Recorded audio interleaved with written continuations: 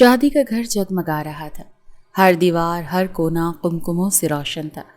لیکن ان روشنیوں کے بیچ صوفے پر بیٹھی رملہ فاطمہ کی آنکھوں میں اندھیرا سا چھایا ہوا تھا. سرخ و روسی لباس میں لپٹی وہ بے جان سی گڑیا لگ رہی تھی. چہرے پر بے بسی کی ایک صاف جھلک تھی. اس کے برابر ایاز بیٹھا تھا، مصنوعی مسکراہٹ سجائے ہوئے، جیسے سب کچھ معمول کے مطابق ہو. لیکن رملہ کی دھڑکنیں تیز ہو چکی تھی. وہ سوچ رہی تھی کہ کیا کوئی معجزہ ہو سکتا ہے؟ کیا یہ نکاح رک سکتا ہے؟ ابھی وہ انہی خیالوں میں گم تھی کہ اچانک دروازہ زوردار دھماکے سے کھلا. سب کی نگاہیں اس طرف پلٹیں. دروازے میں شاہمیر خان زادہ کھڑا تھا، کالی شلوار قمیص میں، سرخ آنکھوں میں طوفان لیے. اس کے ہاتھ میں بندوق تھی اور اس کے پیچھے وردی میں ملبوس گارڈز، جن کے چہروں سے کرختگی ٹپک رہی تھی. شاہمیر نے بنا کچھ کہے بندوق اوپر کی اور 2 فائر کیے. پورے ہال میں چیخو پکار مچ گئی. مہمان ادھر سے ادھر ہو گئے، بچے رو پڑے، خواتین نے منہ پر ہاتھ رکھ لیا. رملہ ساکت ہو گئی. شاہمیر تیز قدموں سے اس کی طرف بڑھا. ایاز نے کچھ کہنا چاہا مگر اس سے پہلے ہی شاہمیر رملہ کے پاس پہنچ چکا تھا. اس نے جھک کر رملہ کا بازو سختی سے پکڑا اور اس کی آنکھوں میں آنکھیں ڈال کر بول پڑا، میری بیوی ہو تم، نکاح پر نکاح، اتنی ہمت؟ تمہیں اندازہ بھی ہے ہوں کون میں؟ کیا تمہارے باپ نے تمہیں اتنا بھی نہیں بتایا؟ نکاح پر نکاح عورت کے لیے جائز نہیں ہوتا. رملہ کی سانس جیسے رک گئی. ایاز فوراً اٹھا. او، تمیز سے بات کرو، یہ میری ہونے والی بیوی ہے. شاہمیر نے آنکھیں گھماتے ہوئے ایاز کو گھورا اور اگلے ہی لمحے دھکا دے مارا. ایاز زمین پر جا گرا. رک جاؤ، ورنہ کچھ بھی ہو سکتا ہے. تمہاری ہونے والی بیوی تھی یا میری ہو چکی ہے، اسی لیے بہتر ہوگا کہ میرے سامنے آواز اونچی کر کے بات نہیں کرنا، ورنہ ابھی کے ابھی تمہیں زمین میں زندہ گاڑ دوں گا. رملہ کا باپ غصے میں آگے بڑھا. تمہیں شرم آنی چاہیے، یہ کوئی طریقہ ہے؟ شادی کا دن ہے، مہمان ہے، شرم آنی چاہیے. چھوڑو میری بیٹی کا ہاتھ. ان کا تو بس نہیں چل رہا تھا کہ وہ سامنے کھڑے اس شخص کا منہ ہی نوچ لیتے، مگر اس کے بولنے سے پہلے ہی شاہمیر کے گارڈز حرکت میں آ چکے تھے. چند لمحوں میں ہی ایاز اور رملہ کے باپ کو قابو کر لیا گیا تھا. کسی کے ہاتھ مروڑے جا رہے تھے، کسی کا منہ دبوچا جا چکا تھا. پورا ہال خوف کی لپیٹ میں آ چکا تھا. رملہ کی آنکھیں خوف سے پھیل چکی تھیں. وہ کچھ بولنا چاہ رہی تھی لیکن شاہمیر نے اس کا بازو مزید سختی سے پکڑا. چپ رہو، بہت ہو چکا تماشا. اب تمہیں وہیں جانا ہوگا جہاں سے تم آئی تھی، میرے ساتھ. تمہارا دماغ تو گھر جا کر درست کروں گا. مجھ سے نکاح کر کے دوبارہ نکاح کرنے جا رہی تھی نا؟ اچھی طرح تمہاری ساری اکڑ نکالوں گا. تم ابھی جانتی نہیں ہو مجھے. مہمان ایک کونے میں دب کے تماشا دیکھ رہے تھے. کسی کی ہمت نہیں ہو رہی تھی آگے بڑھنے کی. شاہمیر نے رملہ کو اپنے پیچھے کیا اور گارڈز کو اشارہ دیا، راستہ بناؤ، نکلنا ہے یہاں سے. شاہمیر نے ایک نظر تمام مجمع پر ڈالی، پھر ایک قدم آگے بڑھا اور بلند آواز میں بولا، سن لو سب، یہ لڑکی میری بیوی ہے. ہم دونوں نے کورٹ میرج کی ہے. اگر یقین نہیں آتا تو یہ رہے کاغذات. اس نے جیب سے کچھ دستاویزات نکالیں اور بھرپور غصے سے قریب پڑی میز پر پٹخ دیے. شاہمیر نے رملہ کا ہاتھ تھاما اور اسے درمیان میں لے آیا. اب خود ہی بتاؤ سب کو، ہاں بولو، تم نے نکاح کیا ہے یا نہیں؟ جھوٹ کی گنجائش نہیں ہے. ابھی کے ابھی تمہیں اور تمہارے باپ کو یہیں مار کر دفن کر دوں گا اور کوئی مجھ سے سوال کرنے والا نہیں ہوگا. رملہ کی نظریں خوف سے بھری ہوئی تھیں. ہاتھ کپ کپا رہے تھے، آنکھیں بھیگ چکی تھیں. وہ کچھ بول نہ سکی تو شاہمیر نے سخت لہجے میں چلا کر کہا، بولو رملہ، بولو سب کو کہ تم میری بیوی ہو. رملہ کانپتی ہوئی آواز میں بولی، جی بابا، ہم نے نکاح کیا تھا. پلیز شاہمیر کو کچھ مت کہیے، وہ گولی چلا دے گا. اس کی ڈری سہمی آواز پورا ماحول ایک بار پھر خوف سے بھر چکی تھی. شمس صاحب جو اب تک صدمے میں کھڑے تھے ایک دم آگے بڑھے، ہاتھ جوڑ کر، بیٹا خدا کا واسطہ چھوڑ دو میری بچی کو. کون ہو تم؟ کیوں تماشا بنا رہے ہو سب کے سامنے؟ سب مہمان موجود ہیں، بدنامی ہو جائے گی، اللہ کے لیے مت کرو یہ سب، پورا محلہ مجھ پر لان تان کرے گا، چھوڑ دو میری بیٹی کو۔ شامیر کی آنکھیں غصے سے دہکنے لگیں۔ اس نے سرد لہجے میں جواب دیا، تماشا میں نے نہیں لگایا، تماشا آپ لوگوں نے بنایا ہے۔ نکاح شدہ بیوی کی دوبارہ شادی کرا رہے ہیں اور آپ پوچھتے ہو کہ میں کون ہوں؟ آپ کی بیٹی کا شوہر ہوں میں۔ اور رہی ان محلے والوں کی بات، اگر کسی نے ایک بھی آپ کو کچھ کہا تو بس مجھے بتانا، ان سب کی زبانیں تو مجھے بہت اچھے طریقے سے اپنی بندوق سے بند کروانی آتی ہیں۔ وہ آگے بڑھا، رملہ کا بازو تھاما اور تیز لہجے میں بولا، یہ میری بیوی ہے اور اب یہ میرے ساتھ ہی رہے گی، اور خبردار جو کوئی بھی میرے پیچھے آیا یا اس پر ہاتھ اٹھانے کی کوشش کی۔ اس کی آنکھیں سب پر گڑی ہوئی تھیں، ایک ایک چہرے کو وارننگ دے رہا تھا۔ پھر ایک جھٹکے سے وہ رملہ کو اپنے ساتھ گھسیٹ کر دروازے کی طرف بڑھ گیا۔ رملہ کا دوپٹہ زمین پر گھسٹتا جا رہا تھا، آنکھوں سے آنسو بہہ رہے تھے لیکن زبان بند تھی۔ شامیر کے گارڈز فوراً حرکت میں آئے، دو لوگوں کو دھکیل کر پیچھے کیا، بندوقیں اٹھا کر فضا میں تناؤ پیدا کیا اور سب کی طرف نظر جمائے باہر کی سمت بڑھنے لگے۔ دروازہ کھلتے ہی سب مہمان ایک طرف ہو گئے، رملہ کو زبردستی لے جایا جا رہا تھا۔ شمس صاحب ہکا بکا رہ گئے، ان کے منہ سے آواز نہیں نکل سکی، صرف بے بسی میں اپنی بیٹی کو جاتا دیکھتے رہ گئے تھے۔ انہیں سمجھ ہی نہیں آ رہا تھا کہ یہ ہوا کیا ہے۔ لمحے میں پورا منظر تبدیل ہو گیا، شادی والا گھر موت کا سناٹا بکھیر چکا تھا۔ گاڑی سڑک پر برق رفتاری سے رواں دواں تھی۔ شامی ڈرائیونگ سیٹ پر بیٹھا تھا، چہرے کے زاویے کئی حد تک سخت ترین تھے، ایک ہاتھ سٹیئرنگ پر اور دوسرا غیر ارادی طور پر رملہ کے ہاتھ پر تھا۔ لمحہ گزرا تھا اور اچانک پورا ماحول تبدیل ہو گیا تھا۔ رملہ نے جھٹکے سے پلٹ کر اس کی طرف دیکھا، ارے ہاتھ چھوڑے میرا۔ لہجہ بیزاری بھرا تھا، ایسا لگتا تھا جیسے دونوں کے درمیان کافی اچھی وابستگی ہو۔ شامیر نے فوراً ہنستے ہوئے ہاتھ کھینچ لیا، اوہ سوری میڈم، جذبات میں آ گیا تھا۔ اسے اب دیکھ کر کہیں سے بھی نہیں لگ رہا تھا کہ یہی شخص ابھی تھوڑی دیر پہلے سب کے درمیان کھڑا غصے سے پاگل ہو رہا تھا۔ اس نے گردن موڑ کر اسے بغور دیکھا، کیسی رہی میری پرفارمنس؟ فخریہ کالر جھاڑتے ہوئے اس نے سوالیہ نظروں سے رملہ فاطمہ کو دیکھا تھا۔ رملہ نے آنکھیں سکیڑ کر اس کی طرف دیکھا اور منہ بنا کر بولی، کچھ زیادہ ہی بدتمیزی کر گئے آپ۔ بابا اور سب مہمان ڈر گئے تھے۔ شامیر نے ایک ادھورا سا قہقہ لگایا، ارے یار، کم از کم احسان تو مانو، آخری لمحے پر پہنچ گیا، نکاح ہونے سے بچا لیا، عزت بھی بچائی، اور تم ہو کہ مجھے ہی ڈانٹ رہی ہو، شرم آنی چاہیے تمہیں۔ رملہ نے ناک چڑھاتے ہوئے رخ موڑ لیا، پلیز ابھی فی الحال خاموش ہو جاؤ اور یہ بتاؤ کہ اب مجھے کہاں لے کر جا رہے ہو؟ وہ کافی پریشانی سے بولی تھی۔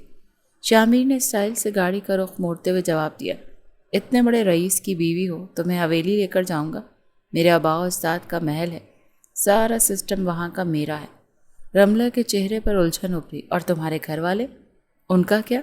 شامیر نے چہرے کے تاثرات بگاڑ کر طنزیہ انداز میں جواب دیا، انہی کو تو جلانا ہے، سمجھتے ہیں کہ کوئی مجھے اپنی بیٹی نہیں دے گا، بس سب کو دکھاؤں گا کہ شامیر خانزادہ کی بیوی کتنی حسین ہے، کتنی باوقار اور کتنی خوبصورت ہے۔ رملہ نے خفگی سے پلٹ کر اسے دیکھا، یاد رہے یہ صرف کانٹریکٹ میرج ہے، کوئی خوابوں کا جہاں نہیں، ہم دونوں کا مقصد جیسے ہی پورا ہوگا دونوں علیحدہ ہو جائیں گے۔ شامیر نے آنکھوں میں شوخی بھر کر جواب دیا، ارے جاؤ جاؤ، تم تو ایسے بول رہی ہو جیسے روز کسی رئیس کے محل میں آتی جاتی ہو۔ رملہ نے غصے سے منہ موڑ لیا اور خاموشی اختیار کر لی، جبکہ اس کا قہقہا یکدم گاڑی میں گونجا تھا۔ ایک لمبی مسافت طے کر کے گاڑی ایک جھٹکے سے بڑے سے سفید رنگ کے پرشکوہ پورچ میں آ کر رکی۔ سامنے ہی عالی شان حویلی کا منظر تھا، قداور در و دیوار، بڑی بڑی کھڑکیاں، ہر طرف شاندار روشنیوں کی بہار۔ گارڈز فوراً دروازے کی طرف لپکے، مگر گاڑی کا دروازہ کھلنے سے پہلے ہی رملہ نے گھبرا کر شامیر کا ہاتھ تھام لیا، یار مجھے ڈر لگ رہا ہے۔ وہ اس کی طرف دیکھ کر دھیمی آواز میں بولی، یہ لوگ نہ جانے کیسے ہوں گے، کوئی مسئلہ نہ ہو جائے، پلیز رہنے دو، مجھے کسی فلیٹ میں ٹھہرا دو، مجھے پتا ہے تمہاری بہت پراپرٹی ہے، وہاں کسی جگہ رکھ لو مجھے۔ شامیر نے ایک نظر اس کے چہرے پر ڈالی، جس پر صاف ہچکچاہٹ اور خوف کے آثار تھے۔ مسکراہٹ دباتے ہوئے بولا، سویٹ ہارٹ، پراپرٹی بہت ہے لیکن اصل پراپرٹی یہی ہے، یہ حویلی، یہ جگہ، یہ میری پہچان ہے۔ آؤ تو صحیح، بڑا مزہ آئے گا۔ رملہ نے ناپسندیدگی سے ناک چڑھائی، تمہاری باتوں سے ہی ڈر لگنے لگا ہے مجھے۔ شامیر نے شوخی سے اس کا ہاتھ مضبوطی سے تھاما، بس تم نے ویسا ہی بیہیو کرنا ہے جیسے مجھ سے بہت محبت کرتی ہو، جیسے میری دیوانی ہو۔ اگر تم نے بھی میری طرح اچھی پرفارمنس دی نا تو بائی گاڈ کل لنچ ایک مہنگے ترین ریسٹورانٹ میں کرواؤں گا، تمہارا فیوریٹ۔ رملہ نے تنک کر اسے گھورا، تم کبھی نہیں سدھر سکتے نا؟ شامیر نے ایک ادا سے کاندھے اچکائے، سدھرنا بھی کون چاہتا ہے، ہم تو بس آپ کی باہوں میں سیر کرنا چاہتے ہیں۔ رملہ بے اختیار ہنس پڑی، دروازہ کھول کر گاڑی سے نیچے اتری اور کہتے کہتے رک گئی، پاگل ہو چکے ہو تم شامیر۔ شامیر بھی ہنستا ہوا گاڑی سے باہر آیا، جی جی، آپ کی محبت میں مکمل پاگل۔ رملہ نے ہنسی دباتے ہوئے منہ دوسری طرف کر لیا۔ ایک لمحے کے لیے اسے اپنا آپ بہت قیمتی محسوس ہوا، کیونکہ شامیر خانزادہ کا یہ روپ ہر کسی کے لیے نہیں تھا۔ چلو بیوی صاحبہ، تمہاری نئی سلطنت میں خوش آمدید، وہ دھیرے سے بولا۔ رملہ نے اسے حیرت سے دیکھا مگر کچھ کہے بغیر اس کے ساتھ قدم ملا کر چلنے لگی۔ خوف کے سائے بھی مکمل چھٹے نہیں تھے مگر شامیر کا انداز کچھ ایسا تھا جیسے اب وہ واقعی تنہا نہیں ہونے دے گا۔ شامیر رملہ کا ہاتھ پورے اعتماد اور وقار سے تھامے حویلی کے کشادہ لاؤنج میں داخل ہوئی تھی۔ رملہ کی نظریں جھکی ہوئی تھیں لیکن دل تیزی سے دھڑک رہا تھا۔ اس کا وجود شامیر کے پہلو سے چمٹا ہوا تھا، جیسے کسی اندیکھے طوفان سے بچنے کی کوشش کر رہی ہو۔ لاؤنج میں موجود تمام افراد، خادمہ سے لے کر بزرگوں تک، اسے ایک نوجوان لڑکی کے ساتھ دیکھ کر چونک پڑے۔ سب کی نظریں اس نئے تماشے پر جمی ہوئی تھیں۔ ابھی وہ کوئی وضاحت دیتا اس سے پہلے ہی لاؤنج میں بیٹھے سخت مزاج دادا سفیر صاحب کا روب اور ان کا روبدار لہجہ گونجا، یہ کیا ماجرا ہے؟ اب یہ دن بھی دیکھنے کو باقی رہ گیا تھا کہ تم رات گئے کسی لڑکی کو گھر لے کر آؤ گے؟ شامیر، پاگل ہو گئے ہو کیا؟ شامیر نے دادا کی آنکھوں میں آنکھیں ڈال کر مسکراہٹ دبائی۔ ارے دادا، آرام سے، پہلے یہ تو پوچھ لی کہ یہ لڑکی ہے کون؟ اس سے پہلے کہ کوئی اور بولتا اس کا باپ شدید غصے سے کھڑے ہو کر بولا، کون ہے یہ لڑکی؟ میں نے تمہیں 1000 بار کہا ہے کہ اپنی دوستوں اور گرل فرینڈس کو گھر سے باہر رکھا کرو، تمہیں میری عزت کا ذرا بھی پاس نہیں ہے؟ تمہاری یہ حرکتیں خاندان کی ناک کٹوا کر چھوڑیں گی۔ شامیر نے اب کی بار چہرہ سخت کیا اور مضبوط لہجے میں بولا، بابا، نہ یہ میری دوست ہے اور نہ گرل فرینڈ، یہ میری وائف ہے، اس کا نام رملہ فاطمہ ہے، میری قانونی بیوی، نکاح ہوا ہے ہمارا۔ ایک پل کے لیے پورے ہال میں خاموشی چھا گئی۔ سب حیرت سے کبھی شامیر کو دیکھتے تو کبھی جھکی نظریں لیے کھڑی رملہ کو۔ کسی کے لبوں پر الفاظ نہ تھے۔ دادا کچھ کہنے کو لب کھول ہی رہے تھے کہ شامیر نے ہاتھ اٹھا کر انہیں روکا۔ جی جی، مجھے معلوم ہے اب آپ سب کے لیکچرز شروع ہو جائیں گے، ہمارے بغیر شادی کیوں کی، برادری سے باہر کیوں شادی کی۔ تو سنیے سب، یہ میری محبت ہے، میری عزت ہے، میری بیوی ہے اور میں اسے دل و جان سے محبت کرتا ہوں۔ اب اس کی آواز بلند ہوتی گئی، خبردار جو کسی نے میرے فیصلے میں دخل دینے کی بھی کوشش کی، خاص طور پر آپ بابا، آپ میرے معاملات سے 100 فٹ دور رہیں۔ آپ ہی نے کہا تھا نا کہ آپ کو میرے لیے کوئی لڑکی نہیں ملے گی، تو دیکھیے آپ کی آنکھوں کے سامنے اتنی حسین باوقار لڑکی میرے نکاح میں ہے۔ اب اگر کوئی اسے برا کہے تو میرے صبر کی حدیں بھی ختم ہو سکتی ہیں۔ یہ کہہ کر اس نے رملہ کی کلائی تھامی اور بغیر کسی کی طرف دیکھے بولا، چلو یہاں کھڑے رہنے کا فائدہ نہیں، اور دونوں ایک ساتھ کمرے کی طرف بڑھ گئے۔ پیچھے پورا خاندان دم بخود رہ گیا، کوئی کچھ کہنے کے قابل نہ تھا، کیونکہ اس بار شامیر فیصلہ سنا چکا تھا، دلیل کے ساتھ، ڈٹائی کے ساتھ اور پوری ذمہ داری کے ساتھ۔ کمرے میں داخل ہوتے ہی رملہ نے ایک جھٹکے سے شامیر سے ہاتھ چھڑوایا اور اسے گھورتے ہوئے بولی، اتنا چپک کیوں رہے ہو؟ ذرا دور ہو کر بات کرو، یہ کوئی ڈرامہ نہیں چل رہا۔ شامیر جو دروازہ بند کر رہا تھا تھوڑا چونک کر مڑا اور بیزاری سے بولا، واہ بھائی، ابھی چند منٹ پہلے میری باہوں میں باہیں ڈالی جا رہی تھی اور اب یہ گھمنڈ، لگتا ہے زیادہ دماغ خراب ہو گیا ہے، کہیں ٹھیک نہ کر دوں تمہارا؟ رملہ نے غصے سے آنکھیں نکالتے ہوئے کہا، باتیں چھوڑو تم، اصل مسئلہ یہ ہے کہ تم اپنی ماں کو بتا دو کہ یہ سب صرف ایک ڈرامہ ہے۔ میں نے ان کا چہرہ دیکھا تھا، بہت بجھ گیا تھا۔ ہر ماں کا خواب ہوتا ہے کہ وہ اپنی پسند کی بہو لائیں، نہ کہ کوئی ایسے آ کر ان کے بیٹے کو ہائی جیک کر لے۔ وہ منہ بناتے ہوئے بولی تھی۔ شامیر نے صوفے پر بیٹھتے ہوئے قہقہ لگایا۔ کیا بات کرتی ہو یار، سوال ہی پیدا نہیں ہوتا۔ تم میری اماں کو جانتی نہیں ہو، وہ ہر چھوٹی بڑی بات جا کر میرے بابا کو بتا دیتی ہیں، اور تمہیں تو ان کا چہرہ بجھا ہوا لگا، مجھے تو وہ پوری کی پوری جذباتی ہو کر میرے گلے پڑنے والی لگ رہی تھی۔ رملہ نے ناک چڑھاتے ہوئے کہا، بس کر دو تم، کہیں وہ میرے سامنے جذباتی ہوئی اور میں نے سچ بول دیا تو کیا کرو گے؟ تمہیں بھی تو پتا ہے میں حاتم تائی بننے میں دیر نہیں لگاتی۔ شامیر نے دانت پیستے ہوئے کہا، بالکل اسی لیے تو کہہ رہا ہوں، کچھ بھی ہو تم چپ ہی رہنا، یہ تمہارا مزاج ہے نا، جذبات میں بہہ کر سب کچھ اگل دینے والا۔ خبردار جو کچھ کہا۔ باہر کمرے میں تھوڑی دیر خاموشی رہی، پھر رملہ نے چھوٹا سا منہ بناتے ہوئے پوچھا، اچھا یہ بتاؤ کہاں سوؤں گی میں، بیڈ پر یا صوفے پر؟ شامیر نے گھورتے ہوئے کہا، تمہیں لگتا ہے؟ تمہیں کیا لگتا ہے؟ رملہ نے بے نیازی سے کاندھے اچکایا، مجھے تو صرف بیڈ پر نیند آتی ہے، صوفے پر نیند نہیں آتی۔ شامیر نے اس کی طرف ایک بار نظر ڈالی، تھوڑا سا ہنسا اور بولا، ٹھیک ہے بیڈ تمہارا، میں صوفے پر سو جاؤں گا، لیکن یاد رکھنا اگر رات کو ڈر لگے یا اکیلا پن محسوس ہو تو فوراً جگا دینا، میں تمہیں تسلی دینے آ جاؤں گا۔ رملہ نے اسے گھورتے ہوئے تکیہ اٹھایا اور اس کی طرف اچھال دیا۔ بکواس بند کرو اور روشنی بند کرو، نیند آ رہی ہے مجھے۔ شامیر نے قہقہ لگایا، محترمہ بیوی صاحبہ کے حکم کی تعمیل فوراً۔ یہ کہہ کر وہ اٹھا، روشنی بند کی اور صوفے پر لیٹ گیا، جبکہ رملہ کمر پر کمبل کھینچتے ہوئے سکون سے لیٹ گئی۔ دونوں کے لبوں پر ہلکی سی مسکراہٹ تھی، گو کہ یہ رشتہ ایک معاہدہ تھا، مگر لمحے لمحے میں کچھ نیا پن جنم لیتا ہوا محسوس ہو رہا تھا۔ کمرے کی روشنی مدھم ہو چکی تھی، صوفے پر لیٹا ہوا شامیر چھت کو مسلسل گھور رہا تھا۔ کمرے میں سناٹا چھایا تھا، باہر رات مکمل پھیل چکی تھی، مگر اس کی آنکھوں میں نیند کا نام و نشان نہیں تھا۔ وہ بار بار کروٹیں بدلتا، کبھی ہاتھ ماتھے پر رکھتا، کبھی آنکھیں موند کر خود کو سونے پر آمادہ کرنے کی کوشش کرتا، مگر ذہن تھا کہ ایک لمحے کو بھی سکون نہ لینے دیتا۔ رفتہ رفتہ خیالات کی ایک گرد اس کے ارد گرد منڈلانے لگی، ماضی کا دروازہ جسے خود بخود کھلتا چلا گیا، اور وہ لمحے جو کہیں ذہن کے تہہ میں دبے ہوئے تھے اب تیز روشنی میں صاف دکھائی دینے لگا تھا۔ شامیر اور رملہ کی پہلی ملاقات کالج میں ہوئی تھی۔ دونوں کے مزاج مختلف تھے، مگر عجیب سی ہم آہنگی بھی تھی۔ وہ کبھی روایتی دوست نہیں رہے، مگر ان کے بیچ سمجھ بوجھ اور عزت کا رشتہ ضرور تھا۔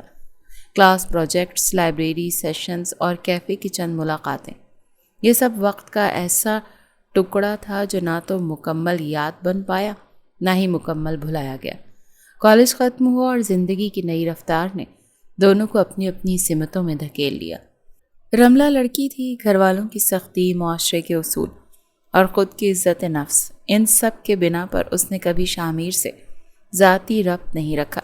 لیکن پھر ایک ہفتہ پہلے اچانک اس کا میسج آیا، شامیر مجھے تم سے بہت ضروری بات کرنی ہے، پلیز مجھ سے ملو فوراً۔ وہ دونوں ایک معروف ریسٹورانٹ میں ملے۔ شامیر کو اس کا چہرہ دیکھتے ہی اندازہ ہو گیا تھا کہ وہ کسی شدید ذہنی اذیت میں ہے۔ وہ بولی تو اس کی آواز کانپ رہی تھی، میرے بابا میری شادی اپنے بزنس پارٹنر کے بیٹے ایاز سے کروا رہے ہیں۔ وہ ایک بہت ہی خراب انسان ہے شامیر، عورت اس کے لیے صرف جسم ہے، وہ شراب پیتا ہے، جوا کھیلتا ہے، میں اس کے ساتھ نہیں جی سکتی۔ شامیر نے سنجیدگی سے اس کی بات سنی، لیکن وہ خود بھی جذباتی الجھنوں میں پھنسا ہوا تھا۔ اسے ایک ساتھی کی ضرورت تھی، کم از کم وقتی طور پر، تاکہ وہ اپنے باپ کو جواب دے سکے۔ اس کے بابا اکثر کہتے تھے کہ تمہارا رویہ ایسا ہے کہ کوئی لڑکی تمہارے ساتھ رہنے کا سوچ بھی نہیں سکتی۔ تم سے شادی کرنا مطلب اپنی بیٹی کو آگ میں جھونک دینا۔ ان دونوں کے مسئلے الگ تھے، لیکن ان کا حل ایک جیسا نکل آیا۔ ایک معاہدہ، ایک نکاح جو صرف ایک پیپر پر تھا۔ مقصد تھا ایک دوسرے کو وقتی سہارا دینا، کوئی جذبات نہیں، کوئی وابستگی نہیں۔ لیکن شامیر اب جس کشمکش میں تھا وہ اس کے دل کی بدلتی کیفیت تھی۔ اس ایک ہفتے میں رملہ کا انداز، اس کا لہجہ، اس کی سچائی، سب کچھ اس کے دل پر نقش چھوڑتا جا رہا تھا۔ وہ جو کبھی کسی تعلق کو سنجیدگی سے نہیں لیتا تھا، اب بے چین تھا، صرف اس خیال سے کہ ایک دن رملہ چلی جائے گی۔ اس کا نکاح کا معاہدہ ختم ہو جائے گا اور پھر وہ اکیلا رہ جائے گا۔ اس نے آنکھیں موند لی جیسے خود سے لڑنے کی کوشش کر رہا ہوں۔ یہ کیا ہو رہا ہے مجھے؟ وہ بڑبڑایا۔ یہ تو ایک کانٹریکٹ تھا، بس ایک معاہدہ، مگر دل یہ تو کسی اور ہی طرف جا رہا ہے۔ رات مزید گہری ہو گئی تھی، مگر شاہ میر کے لیے یہ رات بے چینی کے سوالوں کی اور دل کی ایک نئی جنگ کی رات تھی۔ کمرے میں روشنی ہلکی ہلکی داخل ہو رہی تھی۔ سورج کی پہلی کرنیں پردوں سے چھن کر فرش پر پڑ رہی تھیں۔ کمرے میں مکمل خاموشی چھائی ہوئی تھی، صرف پنکھے کی مدھم سی آواز سنائی دے رہی تھی۔ شاہ میر صوفے پر بے خبر سو رہا تھا، ایک ہاتھ سر کے نیچے اور دوسرا نیچے لٹکا ہوا۔ رملہ بیڈ پر بیٹھی گھڑی پر نظریں جما کر سوچ رہی تھی کہ اب بس بہت ہو چکا۔ چند لمحے بعد وہ اٹھی اور سیدھا صوفے کی طرف بڑھی۔ شاہ میر گہری نیند میں تھا۔ شاہ میر، جاگو نا، اٹھ بھی جاؤ، کیا ہو گیا تمہیں؟ تم تو ایسے سو رہے ہو جیسے مردوں سے کوئی شرط لگائی ہو۔ وہ جھنجھلاتے ہوئے اس کے بازو کو ہلانے لگی۔ شاہ میر نے آنکھیں بند رکھتے ہوئے تھوڑا کروٹ بدلی اور بمشکل آواز نکالی، یار پلیز تنگ مت کرو، سونے دو، میں تھوڑی دیر سے اٹھتا ہوں۔ رملہ نے پہلا گہرا سانس لیا، پھر سائڈ ٹیبل سے پانی کا گلاس اٹھایا، ایک لمحے کے لیے رکی اور پھر بغیر کچھ کہے پورا گلاس ٹھنڈا پانی اس کے چہرے پر انڈیل دیا۔ ہائے! شاہ میر ایک جھٹکے سے اٹھا۔ پانی کی بوندیں چہرے سے ٹپک رہی تھیں، آنکھیں حیرت اور غصے سے پھٹنے کو تھیں۔ پاگل ہو گئی ہو کیا؟ دماغ خراب ہے تمہارا؟ رملہ دونوں ہاتھ کمر پر رکھ کر سخت لہجے میں بولی۔ دماغ تو تمہارا خراب ہے جناب، ابھی تمہاری امی کمرے میں آئی تھی، مجھے بیڈ پر اور تمہیں صوفے پر دیکھ کر گئی ہیں۔ میں نے کل رات بھی کہا تھا ہوش میں رہنا، مگر تم تو سنتے ہی نہیں ہو۔ اب سنبھالو ان کے سوالات اور جواب دو۔ شاہ میر نے سر تھام لیا اور جھنجھلا کر اٹھ بیٹھا۔ بیوقوف عورت، تم نے دروازہ کیوں کھولا؟ مجھے پہلے تو اٹھا دیتی، کچھ طریقہ ہوتا ہے چیزوں کو ہینڈل کرنے کا۔ رملہ اسے گھورتے ہوئے واش روم کی طرف بڑھ گئی۔ دروازہ کھولتے ہوئے بغیر مڑے بولی، اب خود سنبھالو سب کچھ، میں تو فریش ہونے جا رہی ہوں، تمہارے بچاؤ کا ٹھیکہ نہیں لیا ہوا۔ شاہ میر نے دروازہ بند ہونے کی آواز کے ساتھ ہی جلدی سے چپل پہنے اور بالوں میں ہاتھ پھیرتا ہوا تیزی سے کمرے سے باہر نکل گیا۔ اس کا دل زور زور سے دھڑک رہا تھا، ایک طرف ماں کے سوالات کا ڈر تو دوسری طرف رملہ کا غصہ۔ پورے کمرے کا منظر اب بالکل بدل چکا تھا، نیند کا نام و نشان نہیں تھا اور دن کا آغاز ایک نیا تماشا لے کر سامنے کھڑا تھا۔ یہ کانٹریکٹ میرج اس کے لیے ایک عذاب بن گئی تھی۔ کچن کی فضا میں گرم چائے کی خوشبو اور پراٹھے کے تلنے کی آواز گونج رہی تھی۔ ناشتہ تیار ہو رہا تھا اور شاہ میر کی ماں نائلہ بیگم سر پر دوپٹہ لیے روٹیاں بیل رہی تھیں۔ ایک طرف اس کی چچی چائے کے کپ سجا رہی تھی، جبکہ دو ملازمائیں خاموشی سے کام نمٹا رہی تھیں۔ سب کا معمول کا سا ماحول تھا جب اچانک دروازے پر آہٹ ہوئی۔ شاہ میر آہستگی سے قدم رکھتا ہوا اندر داخل ہوا۔ وہ سست روی سے چلتا نائلہ بیگم کے پیچھے جا کر کھڑا ہوا اور چند لمحے خاموشی سے انہیں دیکھتا رہا۔ نائلہ بیگم کو اس کی موجودگی کا احساس ہوا تو وہ چونک کر پیچھے ہوئیں۔ یہاں کیا کر رہے ہو تم؟ ان کی آواز میں سختی اور آنکھوں میں واضح ناراضی تھی۔ جاؤ یہاں سے، مجھے تم سے کوئی بات نہیں کرنی، تمہیں ماں کا خیال نہیں، صرف اپنی مرضی کرنی ہے۔ شاہ میر پریشانی سے نظریں چرا کر بولا، یار اماں پلیز آئے نا، 1 منٹ بات کرنی ہے بس۔ انہوں نے رخ موڑنے کی کوشش کی تو شاہ میر نے ان کا ہاتھ نرمی سے تھام لیا۔ اماں بس ایک بار چلے تو صحیح، دل کی بات کرنی ہے۔ نائلہ بیگم نے ہاتھ چھڑانے کی کوشش کی، مگر وہ ضدی بچے کی طرح ان کا ہاتھ تھامے رہا۔ چچی اور ملازمہ یہ ماجرا دیکھ کر منہ دبا کر مسکرانے لگی۔ یہ طریقہ ہے بات کرنے کا، کچن میں یوں سب کے سامنے؟ نائلہ بیگم ہلکی سی شرمندگی سے بولی، چھوڑو ہاتھ، عزت کرو میری، ورنہ 2 تھپڑ لگانے ہیں تمہارے کان کے نیچے۔ اماں عزت ہی تو کر رہا ہوں، تبھی سب کے سامنے بات نہیں کر رہا، چلیں نا کمرے میں۔ شاہ میر نے نرمی اور ضد کا امتزاج لیے لہجے میں کہا۔ نائلہ بیگم چچی کی طرف ایک نظر ڈال کر زیر لب کچھ بڑبڑائیں، پھر سختی دکھاتے ہوئے بولی، چلو لیکن خبردار جو بکواس کی تو۔ شاہ میر فوراً مسکراتے ہوئے بولا، وعدہ، صرف سنیں گی، میں کچھ غلط نہیں کہوں گا۔ وہ نرمی سے ان کا ہاتھ تھامے تقریباً زبردستی کے انداز میں انہیں کچن سے باہر لے گیا۔ پیچھے چچی اور ملازمائیں آنکھوں ہی آنکھوں میں اشارے کر کے ہنسی دبانے لگیں۔ اللہ بچائے ایسے لاڈلوں سے، چچی زیر لب بولی۔ ماحول میں ایک عجیب سی ہلکی پھلکی سی کشیدگی اور دلچسپی کا امتزاج پیدا ہو چکا تھا۔ سب کو اندازہ تھا کہ شامیر کی بات پھر کوئی نرالی ہی ہوگی، لیکن حویلی کا ایک ایک شخص اس بات سے واقف تھا کہ شامیر خانزادہ دنیا بھر سے نفرت کر لیں مگر اپنی ماں کے سامنے ہمیشہ 2 سال کا بچہ بن جاتا تھا، اور وہ بھی اس بات کا بھرپور فائدہ اٹھاتی تھی۔ وہ انہیں لیے اپنے کمرے میں آیا۔ کمرے میں داخل ہو کر شامیر نے دروازہ بند کیا۔ جیسے ہی مڑا، نائلہ بیگم کا چہرہ غصے سے لال ہو گیا۔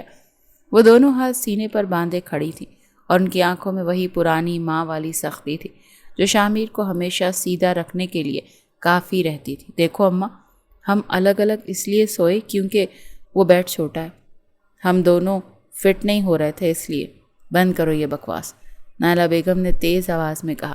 سیدھی طرح بتاؤ یہ کون ہے، کس کی بیٹی ہے، کب نکاح کیا، یہ سب ڈرامے کیوں رچائے، اور خبردار جو جھوٹ بولا۔ ابھی شامیر لب ہلانے ہی لگا تھا کہ واش روم کا دروازہ کھلا اور رملہ باہر نکلی۔ وہ ابرو چڑھائے نہایت عام سے انداز میں ان کے برابر میں آ کر کھڑی ہو گئی۔ شامیر نے فوراً اسے آنکھوں سے اشارہ کیا جیسے کہہ رہا ہو چپ رہو، مگر رملہ نے نظر انداز کرتے ہوئے پورے اطمینان سے ان کا ہاتھ تھاما اور انہیں لیے صوفے کی طرف بڑھی اور ان کو صوفے پر بٹھاتے ہوئے نرمی سے بولی، آنٹی پلیز غصہ نہ کریں، میں آپ کو سب کچھ سچ بتاتی ہوں۔ نائلہ بیگم نے حیرانگی سے اس کی طرف دیکھا۔ تو تم بتاؤ گی؟ میرے بیٹے کی حرکتوں کا جواب تم دو گی؟ رملہ نے نرمی سے سر ہلایا، جی، کیونکہ یہ سب میری مرضی سے ہوا ہے۔ شامیر صوفے کے کنارے پہ بیٹھا سر تھامے بولا، یار رملہ رہنے دو نا، بات بگڑ جائے گی۔ نہیں شامیر، اب سب صاف صاف ہونا چاہیے، رملہ نے سنجیدگی سے کہا اور نائلہ بیگم کی طرف متوجہ ہوئیں۔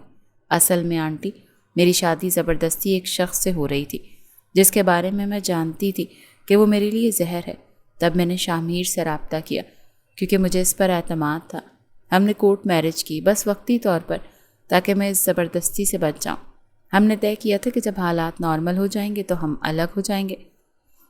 نائلہ بیگم کی آنکھیں تو حیرانگی سے پھیل گئیں۔ یہ سب تم دونوں نے کھیل سمجھا ہوا ہے؟ کیا نکاح کوئی مذاق ہوتا ہے؟ نہیں آنٹی، یہ کھیل نہیں تھا، مجبوری تھی، رملہ نے دھیمے لہجے میں جواب دیا۔ اور اب شاید ہم دونوں کے لیے یہ رشتہ حقیقت بن چکا ہے، لیکن آپ کو دھوکہ دینا ہمارا مقصد کبھی نہیں تھا۔ شامیر نے اب چہرہ ہاتھوں میں چھپا لیا۔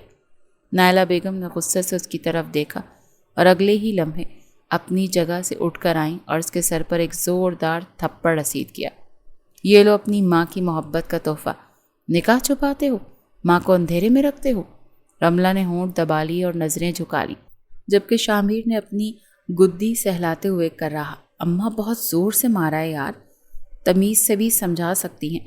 نائلہ بیگم نے گہرا سانس لیا، اب چپ چاپ میرے ساتھ آ، دادا کو بھی سب بتانا ہے، یہ شادی اب چھپ کر نہیں، سب کے سامنے ہوگی، عزت سے، اور میں اب کچھ نہیں سنوں گی۔ لڑکی تم بھی یہ سمجھ لو، شادی کوئی مذاق نہیں ہوتی، شادی ایک بہت بڑا فیصلہ ہوتی ہے، اور ہمارے خانزادہ خاندان میں طلاق نہیں ہوتی۔ یہ کہتے ہی وہ باہر کی طرف بڑھ گئی تھیں۔ ان کے ہر انداز سے صاف جھلک رہا تھا کہ وہ پورے اہتمام سے شادی کروا کر ہی رہیں گی، اور یہی چیز اسے پریشان کر گئی تھی۔ رملہ کچھ کہنا چاہتی تھی لیکن شامیر نے اسے فی الحال خاموش کروا دیا۔ وہ صورتحال کو سمجھ کر آگے فیصلہ لینا چاہتا تھا۔ کمرے کی خاموش فضا میں رملہ نے شامیر کی طرف دیکھا جو کھڑکی کے قریب جا کر کھڑا ہو چکا تھا۔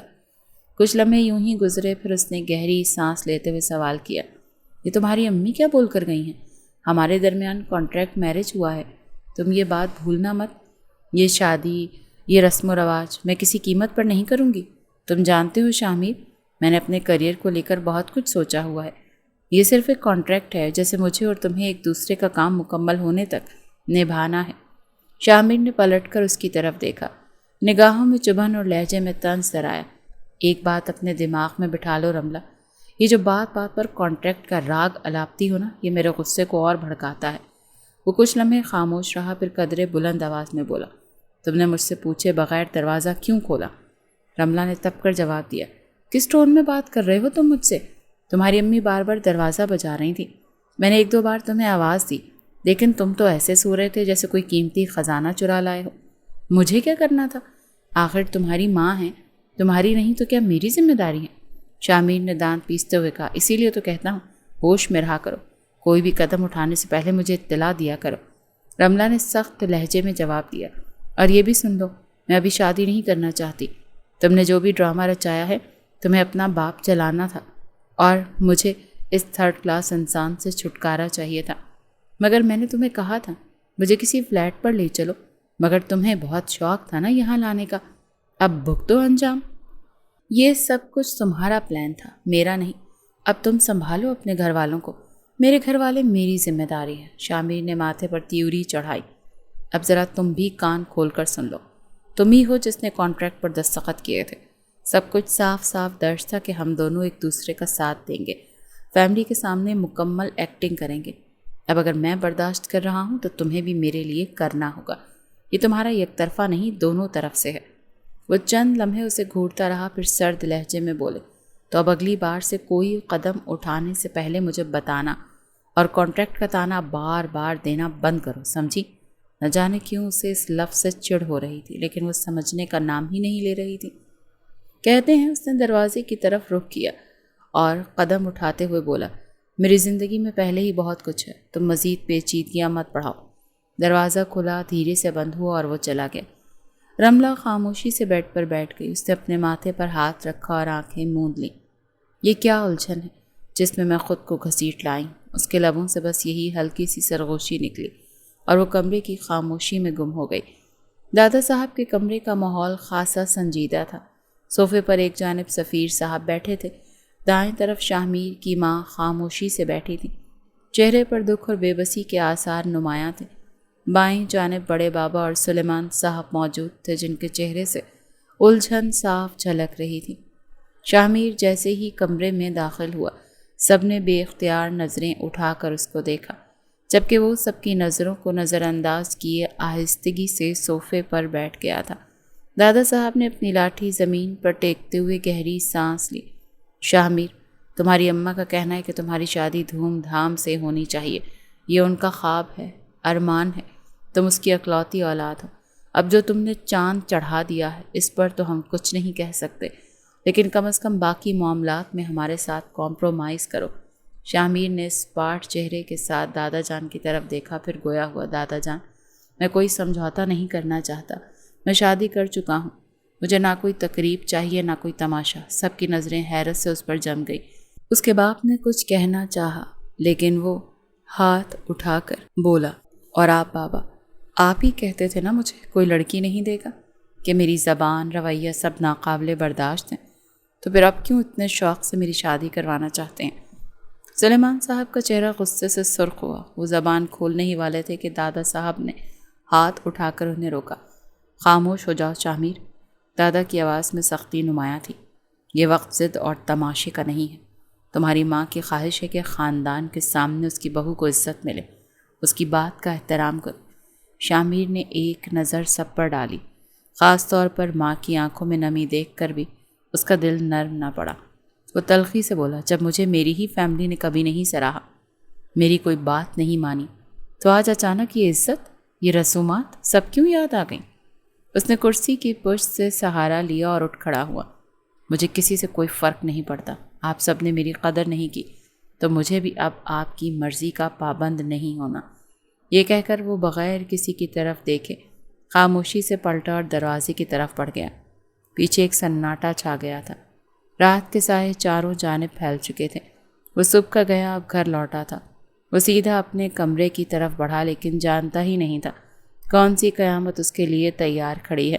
کمرے کا دروازہ کھلا تو ساتھ ہی ایک کشن ہوا میں اڑتا ہوا سیدھا شاہمیر کے منہ پر آ لگا۔ وہ یکدم پیچھے ہٹا اور پلکیں جھپکائے بغیر سامنے کھڑی رملہ کو دیکھنے لگا، جو غصے سے کانپ رہی تھی۔ کہاں دفع ہو گئے تھے تم؟ وقت دیکھا ہے تم نے؟ وہ چیخ کر بولی۔ شاہمیر نے دروازہ بند کیا اور ایک گہری سانس لی۔ وہ بھی بولنے ہی لگا تھا کہ رملہ نے پھر سے جھاڑ دیا۔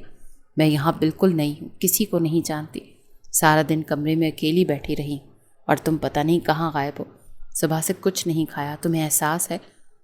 تم تو کالج میں بھی ایسے ہی تھے، سب سے لڑنے کو تیار، اور اب جب کوئی نہ ملا تو مجھ سے ہی لڑ پڑے، اور اپنی شکل لے کر غائب۔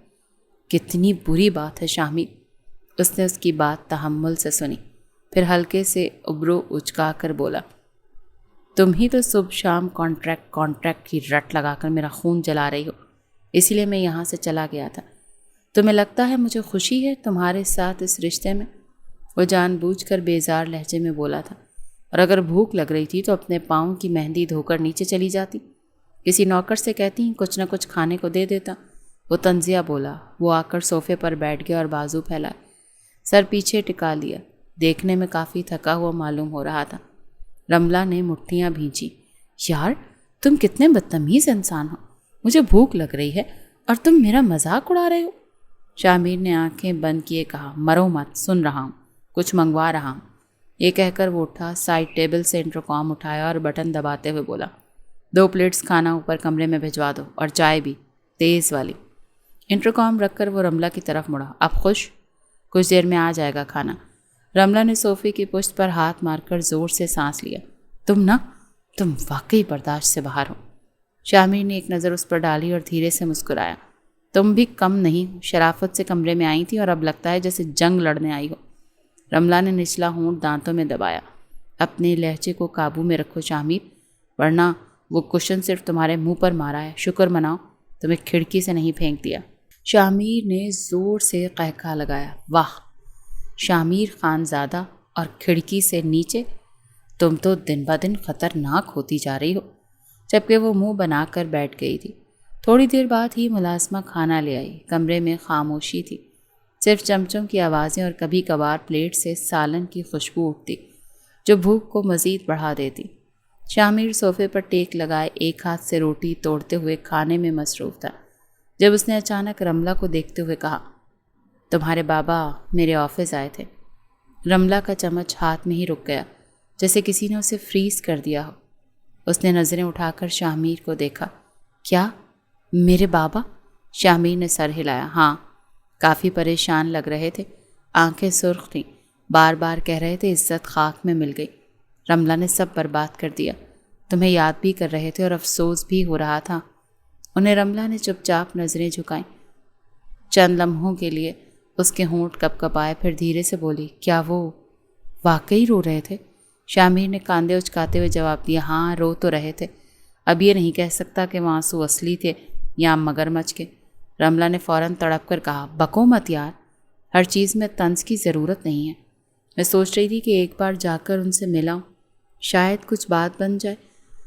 شامیر نے نوالا منہ میں ڈالتے ہوئے اسے غور سے دیکھا، پھر دھیرے سے بولا، ابھی فی الحال مت جاؤ، وہ غصے میں کچھ بھی کہہ سکتے ہیں، ایسی باتیں جو تمہیں ہضم نہیں ہوں گی، تمہاری ذہنی حالت بھی ابھی ویسی نہیں کہ سب سن سکو۔ رملہ نے خفگی سے چمچ پلیٹ میں رکھ دیا، ہاتھ گود میں رکھے اور غصے سے بولی، یہ کانٹریکٹ میں نہیں تھا، کانٹریکٹ میں صاف الفاظ میں لکھا ہے کہ ہم ایک دوسرے کی زندگی میں دخل نہیں دیں گے، جہاں جانا ہے جب جانا ہے ہم اپنی مرضی کے مالک ہوں گے، مجھے کہیں جانے کے لیے تم سے اجازت لینے کی ضرورت نہیں ہے۔ شامیر نے ہاتھ روکتے ہوئے دیکھا، چہرے پر سنجیدگی اور نرمی کا امتزاج تھا۔ مرضی ہے تمہاری، کل چلی جانا، میں نے تو بس خطرہ بتایا ہے، فیصلہ تو تمہارا ہے۔ ہمیشہ کی طرح رملہ نے کچھ دیر اسے دیکھنے کے بعد چہرہ موڑ لیا۔ خاموشی پھر سے چھا گئی۔ دونوں نے دوبارہ کھانے کی طرف توجہ دی، مگر اب ذائقہ پہلے جیسا نہ رہا۔ پلیٹ میں سالن تھا، روٹی تھی، مگر دونوں کی زبانوں پر الفاظ کی کڑواہٹ تھی جو کسی بھی نوالے کو نگلنے سے روک رہی تھی۔ یہ خاموشی بظاہر وقتی تھی، لیکن اس میں ایک سوال چھپا تھا، کیا ان کے رشتے کا نیا موڑ کسی غیر متوقع سمت کی طرف بڑھ رہا ہے یا پھر یہ اختتام کی جانب جاتا جا رہا ہے؟ اگلی صبح ناشتہ کرتے ہی وہ شامیر کے ساتھ اپنے گھر کی طرف نکل گئی تھی۔ اسے دروازے پر چھوڑ کر اپنے آفس روانہ ہو گیا۔ شمسی صاحب کے کمرے میں سناٹا چھایا ہوا تھا۔ رملہ اپنے باپ کے سامنے بیٹھی ہوئی تھی، سر جھکا ہوا تھا، آنکھوں میں نمی، چہرہ بے رنگ۔ شمس صاحب کرسی پر بیٹھے اسے یوں گھور رہے تھے جیسے اس کا وجود ان کے لیے ناقابل برداشت ہو چکا ہو۔ کیوں آئی ہو میرے گھر؟ ان کی آواز میں تلخی اور نفرت کھل کر آیا تھی۔ اب کس منہ سے آئی ہو؟ رملہ نے تھوڑا سا سر اٹھایا، آنکھوں میں اداسی گہری ہوتی جا رہی تھی۔ بابا، وہ اس نے زبردستی مجھ سے نکاح کیا ہے۔ میں شمس صاحب نے بات کاٹتے ہوئے طنزیہ قہقہ لگایا۔ زبردستی؟ ان کے ہونٹ کڑوے انداز میں مڑے۔ تم چھوٹی بچی تھی کیا جب اس نے پوچھا اور تم نے 3 بار قبول ہے کہا؟ पागल हो क्या, या हमें समझती हो? तुम जैसी चालाक लड़कियां ही तो आजकल बाप के सर शर्म से झुका देती हैं। रमला ने बमुश्किल खुद को संभाला। "म- मैं मजबूर थी बाबा, मैं अयाज से शादी नहीं करना चाहती थी, वो बहुत बस। शम्स साहब की आवाज़ कमरे की दीवारों से टकरा कर वापस आई। अब एक लफ्ज़ भी मत बोलना। तुम्हें क्या मालूम तुम्हारे जाने के बाद क्या कुछ सहना पड़ा है मुझे। मोहल्ले वाले, दोस्त, रिश्तेदार, सबकी नज़रें बदल गईं। तुमने तो मेरी इज्जत खाक में मिला दी। रमला ने इल्तिजा भरी नज़रों से उनको देखा। बाबा, बस एक बार मुझे माफ़ कर दें, मैं आपकी बेटी हूँ। नहीं हो तुम मेरी बेटी। शम्स साहब ने गुस्से में कुर्सी से उठकर हाथ की उंगली उसकी तरफ उठाई। जिस दिन तुम पैदा हुई थी उसी दिन ही तुम्हें मार देना चाहिए था। अजाब हो तुम मेरे लिए, मेरी जिंदगी की सबसे बड़ी गलती। रमला का दिल जैसे सीने में बैठ गया, आंखों से आंसू बहने लगे, मगर उसने अब भी खुद को संभाले रखा। वो बमुश्किल बोली, बाबा, मैं बस आपसे माफ़ी मांगने आई थी। शम्स साहब ने तेज़ी से रुख मोड़ लिया। निकल जाओ यहाँ से, दफ़ा हो जाओ। मेरे पास तुम्हारे लिए कोई जगह नहीं। तुम्हारे शौहर के पास भी इसीलिए गया था ताकि उसको तुम्हारा असल चेहरा दिखा सकूं। सब बता दिया है मैंने कि तुम किस किस्म की जलील और खुद सर हो। रमला मुकम्मल तौर पर टूट चुकी थी। उसने आंसू साफ किए और कुछ कहे बगैर आहिस्ता से खड़ी हुई और दरवाजे की जानिब कदम बढ़ा दिए। उसका हर कदम उसके बाप के अल्फाज की गूंज के साथ भारी होता जा रहा था। कमरे से निकलते वक्त उसने एक बार पलटकर शम्स साहब को देखा, शायद किसी उम्मीद के साथ, लेकिन वहाँ फ़कत सर्द मोहरी और नफ़रत थी। दरवाज़ा बंद होते ही एक और रिश्ता रेज़ा रेज़ा हो चुका था और वो यहाँ एक उम्मीद लेकर आई थी। बचपन से लेकर अब तक उसने जितना सफ़र किया था वो सब भूल कर एक बार फिर अपने बाप के साथ रिश्ता बहाल करना चाहती थी। हर बेटी की तरह उसकी भी ख्वाहिश थी कि उसका बाप उसे सर आंखों पर बिठाए, लेकिन हर बार की तरह शम्स साहब ने इस बार भी उसका दिल रेज़ा रेज़ा कर दिया था, बिल्कुल अपने रिश्ते की तरह। कमरे में दोपहर की धीमी धूप खिड़की से अंदर आ रही थी। बाहर खामोशी थी, मगर अंदर एक टूटे हुए दिल की सिसकियों की आवाज़ बहुत वाज़ेह थी। रमला बेड की दूसरी तरफ ज़मीन पर बैठी, अपने घुटनों के गिर्द बाजू लपेटे, आंखों में आंसू लिए रोती जा रही थी। चेहरा सुर्ख था, बाल बिखरे हुए, वजूद थका हारा। चंद लम्हे बाद दरवाज़ा खुला। शाहमीर अंदर आया। हाथों में एक फ़ाइल थी, लेकिन रमला को यूं ज़मीन पर बैठा देखकर वो रुक गया। लम्हे भर के लिए उसके कदम जैसे ज़मीन में जम गए। फिर वो फिक्रमंदी से तेज़ी से उसकी तरफ बढ़ा। क्या हुआ है? उसके सामने बैठते हुए बोला। क्यों रो रही हो तुम? उसका दिल एकदम ऐसा लगता था जिससे किसी ने थाम लिया हो। रमला ने एक नज़र उसकी तरफ देखा, फिर गुस्से और दुख से भरे लहजे में उसके सीने पर हाथ मार कर बोली, दफ़ा हो जाओ यहाँ से शाहमीर। तुमने कहा था कि वो रो रहे थे, मुझे याद कर रहे थे, शर्मिंदा थे, लेकिन वो तो मेरे सामने बैठकर कह रहे थे कि वो तुम्हें बता कर आए हैं कि मैं कितनी बुरी हूँ, कितनी जलील हूँ। शामिर ने धीरे से उसकी कलाई थामी। तो क्या मैं तुम्हें ये बताता बैठकर? क्या कहता तुमसे कि तुम्हारा बाप तुम्हें कोस रहा था? रमला ने खुद को छुड़ाते हुए अपना चेहरा दोनों हाथों में छुपा लिया। शाहमीर, वो मेरे सगे बाप हैं। उन्होंने कहा कि मुझे पैदा होते ही मार देना चाहिए था, कि मैं अजाब हूँ उनके लिए। क्या ऐसा भी कोई बाप बोल सकता है अपनी बेटी के लिए? उसकी आवाज़ टूट रही थी, आंखों से आंसू मुसलसल बह रहे थे। शाहमीर की आंखों में बेचैनी दर आई। वो आहिस्ता से उसके करीब हुआ और धीरे से उसे अपने सीने से लगा लिया।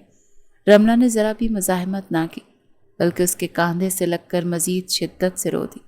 बस यार, प्लीज़ चुप हो जाओ। शाहमीर ने उसके बाल सहलाए। तुम इतनी बुरी नहीं हो जितनी वो बता रहे हैं। तुम सिर्फ गलत वक्त पर गलत लोगों में फंस गई, लेकिन अब तुम अकेली नहीं हो, मैं हूं ना तुम्हारे साथ। चुप हो जाओ तुम। रमला ने उसके सीने से सर उठाया। आंखें सुर्ख थी और पलकें भीगी हुई। मैंने क्या गलत किया था शाहमीर? बस अपनी मर्जी की ज़िंदगी जीना चाही थी। क्या ये इतना बड़ा जुर्म है? शाहमीर ने उसकी आंखों में देखा। नहीं, ये तुम्हारा हक है جو تم نے کیا وہ بہت ہمت والا فیصلہ تھا.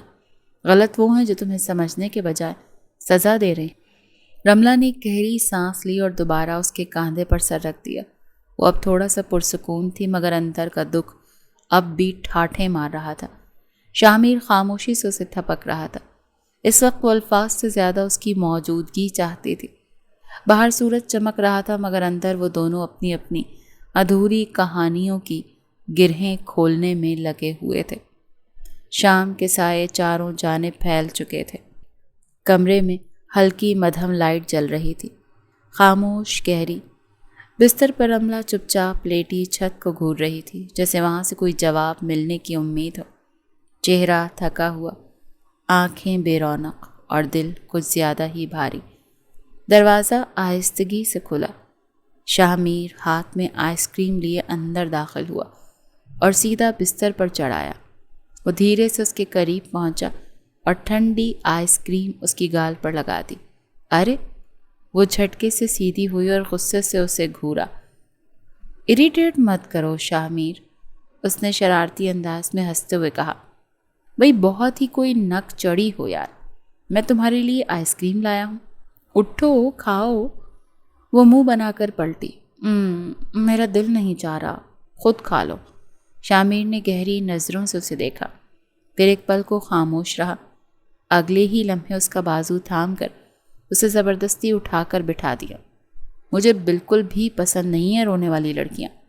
تم تو بہت بہادر ہو رملہ، تم نے شادی کے عین موقع پر اتنا بڑا فیصلہ لیا. اب اٹھو بیٹھو، یہ کھاؤ اور میں تمہیں گانا بھی سناتا ہوں. رملہ نے ایک دم گھور کر اسے دیکھا اور طنزیہ لہجے میں بولی. یہ دیکھو میرے جڑے ہاتھ، خبردار جو اپنی بے سری آواز نکالی. شامیر نے قہقہ لگایا اور چند لمحے بعد بولا. یار پلیز نہ رویا کرو، تم اچھی نہیں لگتی روتے ہوئے. رملہ تم جانتی ہو جو کچھ تم نے کیا وہ آسان نہیں تھا، لیکن تم نے کیا اور بڑی ہمت سے کیا. تم میں وہ بات ہے جو بہت سے لوگوں میں نہیں ہوتی. رملہ نے اسے ایک لمحے کے لیے دیکھا، نظریں اس کے چہرے پر ٹھہر گئیں. پہلی بار ایسا محسوس ہوا کہ وہ صرف دکھ بانٹنے نہیں، دکھ سمجھنے بھی آیا ہے. وہ کچھ کہنا چاہتی تھی مگر الفاظ اس کے گلے میں اٹک گئے. اس نے نظریں چرا لیں. اس کی آنکھوں میں کچھ ایسا تھا جو چھپانا ضروری تھا. شامیر خاموش ہو گیا. وہ جان گیا تھا کہ اب کچھ کہنا بے معنی ہوگا. رملہ نے آہستہ سے آئس کریم کے کپ تھاما، چمچ سے ایک چھوٹا سا لقمہ منہ میں ڈالا، جیسے اپنی بھاری کیفیت سے دھیان ہٹانا چاہتی ہوں. کمرے میں پھر سے خاموشی چھا گئی مگر اب کی خاموشی بے جان نہیں تھی. اس میں کچھ نرمی، کچھ سمجھوتا اور شاید کہیں بہت اندر محبت کی پہلی نرم سی جنبش چھپی ہوئی تھی.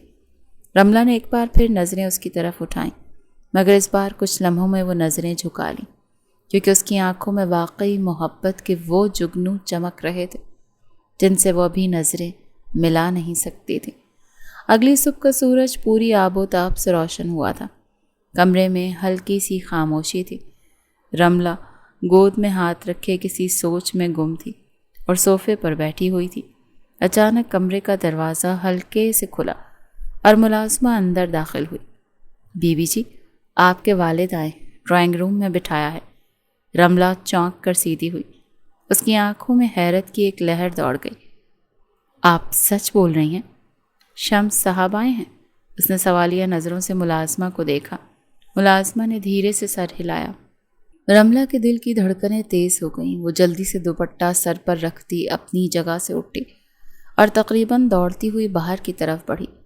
جیسے ہی وہ ڈرائنگ روم میں داخل ہوئی، سامنے صوفے پر شمس صاحب تنہا بیٹھے تھے. وہ اسے دیکھتے ہی کھڑے ہو گئے تھے. بابا! اس کے لب ہلے ہی تھے کہ شمس صاحب نے ہاتھ جوڑ دیے. مجھے معاف کر دو رملہ، کل میں نے بہت کچھ غلط کہہ دیا بے وجہ، بس غصے میں تھا. آئندہ کبھی تمہیں اس طرح نہیں بولوں گا، وعدہ ہے. رملہ کا دل دھک سے رہ گیا. وہ گھبرا کر آگے بڑھی. بابا آپ ہاتھ کیوں جوڑ رہے ہیں؟ آپ کو اچانک کیا ہوا؟ وہ جلدی سے ان کے قریب گئی اور ان کے ہاتھوں کو پکڑ کر نیچے کیا. آپ کو ایسا نہیں کرنا چاہیے. شمس صاحب نے دھیرے سے اس کے ہاتھوں کو تھام کر اسے بیٹھنے کا اشارہ دیا. نہیں بیٹا، مجھے کچھ نہیں ہوا، بس احساس ہوا ہے بہت دیر سے کہ تم غلط نہیں تھی. تمہارا سسرال اچھا ہے, تم خوش ہو, یہی میرے لیے سب کچھ ہے. تمہارا شوہر, وہ بھی ٹھیک لگتا ہے. رملہ نے الجھے ہوئے انداز میں ان کی طرف دیکھا. بابا, کچھ ضرور ہوا ہے. آپ کبھی بھی اتنی جلدی نہیں پلٹتے. آپ تو کبھی معافی کا لفظ بھی نہیں لیتے. شمس صاحب جیسے ایک پل کو ساکت ہوئے پھر اچانک کھڑے ہو گئے. ان کے چہرے پر گھبراہٹ تھی. بس مجھے معاف کر دو, اور دیکھو رونا مت, کیونکہ تمہارا رونا اس کو تکلیف دیتا ہے, اور وہ جب تکلیف میں ہوتا ہے تو سب کو تکلیف دیتا ہے. یہ کہہ کر وہ تیزی سے مڑے اور دروازے کی طرف بڑھ گئے. رملہ اپنی جگہ حیران اور پریشان سے کھڑی رہ گئی. دل میں ایک انجانی سی بے چینی سی دوڑ گئی. اس نے شمس صاحب کی بات کو دہرایا. تمہارا رونا اسے تکلیف دیتا ہے؟ یکدم شامیر کا خیال بجلی کی طرح ذہن میں کوندا. کیا یہ سب اس نے کیا؟ لیکن کیسے؟ اس کا دل زور زور سے دھڑکنے لگا. ایک عجیب سی کپ کپی اس کے وجود میں اترنے لگی. ایک انجانی کیفیت, کوئی احساس جو ابھی مکمل طور پر واضح نہ تھا, مگر دل کی گہرائیوں میں ہلچل ضرور مچا رہا تھا. چند لمحے وہ ڈرائنگ روم میں ہی کھڑی رہی اور پھر کمرے کی طرف بڑھ گئی. حویلی کی لمبی سیڑھیاں چڑھتی ہوئی رملہ کے قدم دھیرے دھیرے کمرے کی طرف بڑھتے رہے. وہ اپنے ہی خیالوں میں گم تھی جب اچانک ایک آواز نے اسے پیچھے پلٹنے پر مجبور کر دیا. آواز میں طنز کی کاٹ تھی. بہت اچھا محسوس ہو رہا ہوگا نا ایک رئیس زادے کو پھنسا کر. رملہ نے حیرانی سے پلٹ کر دیکھا. سامنے سلیمان صاحب ہاتھ باندھے کھڑے تھے. چہرے پر سختی تھی اور نظروں میں حقارت. تمہارے باپ نے یہی سکھایا تھا تمہیں کہ بڑے گھر کے لڑکوں کو پھنسا کر نکاح کر لو, پھر ان کو ان کے اپنے ماں باپ کے خلاف کر دو؟ وہ کچھ جواب دیتی اس سے پہلے ہی سلیمان صاحب کے عقب سے شامیر کی آواز برآمد ہوئی تھی. ہاں بابا, اس کے باپ نے یہی سکھایا ہے. کم از کم کچھ تو سکھایا. لیکن میرے باپ نے کیا سکھایا؟ صرف تضحیک, تانے, طنز, اور یہ سب میں خوب سیکھ چکا ہوں. شامیر قدم بقدم چلتا ہوا ان کے برابر آ کر کھڑا ہو چکا تھا. چہرہ سنجیدہ تھا, لہجہ مضبوط. سلیمان صاحب نے گھور کر اسے دیکھا. تم بہت بڑی غلطی کر رہے ہو شامیر. یہ لڑکی تمہیں ڈس کر چلی جائے گی, تمہیں تمہاری حیثیت یاد دلائے گی. دیکھ لینا تم. شامیر نے ایک پل کے لیے آنکھیں بند کیں, پھر پرسکون انداز میں بولا. اگر وہ مجھے ڈس بھی دے تب بھی منظور, کیونکہ وہ میری بیوی, میری ذمہ داری. اس کی ہر غلطی بھی قابل معافی ہے. لیکن اگر آپ کسی اور نے اس کو تکلیف دی, لفظوں سے یا ہاتھ سے, تو میں برداشت نہیں کروں گا. یہ حویلی میرے نام ہے, کاروبار میرے نام ہے. مجھے 1 منٹ لگے گا سب کچھ چھوڑ کر جانے میں, اور 1 منٹ لگے گا سب بیچ دینے میں. اگر میری بیوی کی عزت پر انگلی اٹھائی گئی تو کچھ بھی قربان کر دوں گا, اور سوچوں گا بھی نہیں. اور چند لمحے خاموش رہا, پھر رملہ کی طرف مڑا جس کی آنکھوں میں بے یقینی, حیرت اور نمی چھلک رہی تھی. چلو تم کمرے میں. آج تک ایسی امپورٹنس اسے کبھی نہیں ملی تھی جیسی نکاح کے بعد سے مل رہی تھی. وہ اسے لیے سیدھا کمرے کی طرف بڑھ گیا.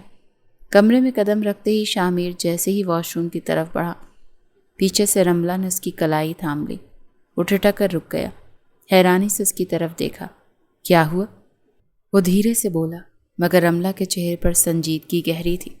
تمہیں کیا ہوا؟ وہ دھیمے مگر لرزتے لہجے میں بولی. کیا تم میرے بابا کے پاس گئے تھے؟ کیا تم نے انہیں ڈرایا دھمکایا جو آج وہ مجھ سے آ کر معافی مانگ کر گئے ہیں؟ شامیر کا چہرہ سپاٹ رہا, مگر آنکھوں میں ایک ہلکی سی جنبش تھی. میں نے کچھ نہیں کیا, انہیں خود احساس ہوا ہوگا. رملہ کی نظروں نے جیسے اس کے جھوٹ کو فوراً پکڑ لیا. شامیر, میں جھوٹ کو بالکل پسند نہیں کرتی. سیدھی بات کرو, کیا تم مجھے پسند کرتے ہو؟ کیا محبت کرنے لگے ہو مجھ سے؟ بنا لگے لپٹے وہ بولی تھی. اس سوال پر شامیر ساکت ہو گیا. نظریں چرائیں مگر لب خاموش رہے.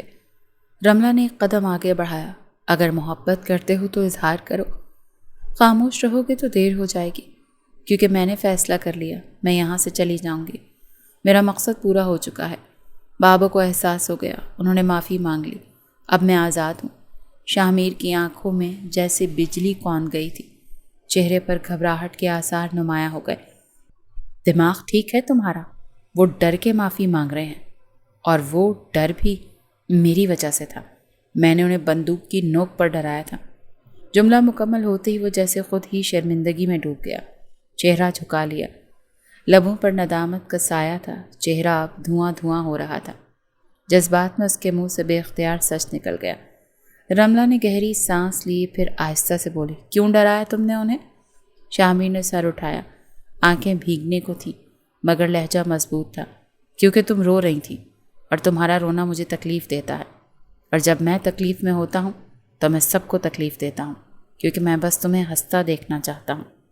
رملہ کا دل ایک پل کو جیسے تھم گیا۔ تو بتاؤ، کرتے ہو محبت؟ اس کی سوئی ایک ہی جگہ پر اٹکی ہوئی تھی۔ چند لمحے خاموشی رہی، پھر شامیر نے قدم آگے بڑھایا، اس کے ہاتھ تھام لیے۔ ہاں کرتا ہوں، شاید اس دن سے جب تم روتے ہوئے ریسٹورانٹ میں میرے سامنے بیٹھی تھی، شاید اس دن سے جب تم نے مجھ پر یقین کیا، شاید اس لمحے سے جب تم اس حویلی میں میرے ساتھ قدم رکھ کر سب کچھ جھیل گئیں۔ مجھے نہیں پتا کب کیسے، لیکن تم میری زندگی کا سب سے خوبصورت حصہ بن گئی ہو۔ تمہیں کھونے کے احساس سے میری جان جاتی ہے۔ جب جب تم کانٹریکٹ میرج کا نام لیتی ہو تو میرا دل تڑپ اٹھتا ہے۔ رملہ کی آنکھیں دھندلا گئیں، وہ آہستگی سے آگے بڑھی اور اسے سینے سے لگا لیا۔ شامیر نے اپنے بازو اس کے گرد پھیلائے، جیسے وہ کسی ٹوٹے ہوئے پرندے کو پناہ دے رہا ہو۔ رملہ نے آنکھیں موند کر گہری سانس لی، برسوں کا بوجھ جیسے یکدم اتر گیا ہو۔ محبت اس کے لیے ایک معاہدہ تھی، مگر اب وہ معاہدہ ایک احساس میں بدل چکا تھا۔ شاید یہ محبت نہیں تھی، لیکن سکون تھا جو اذیتوں کے بعد نصیب ہوا تھا، اور وہ جانتی تھی یہی سکون اصل محبت سے بڑھ کر ہوتا ہے۔ شامیر نے بے اختیار اپنے ہونٹ اس کی گردن پر ثبت کیے تھے، جیسے محسوس کر کے اس نے سکون سے آنکھیں بند کر لی تھیں۔ کچھ معاہدے بہت خوبصورت ہوتے ہیں، جن کا اختتام ہر دل کو سکون پہنچا دیتا ہے۔ دو اذیتیں جھیلنے والے شخص ایک ہو گئے تھے۔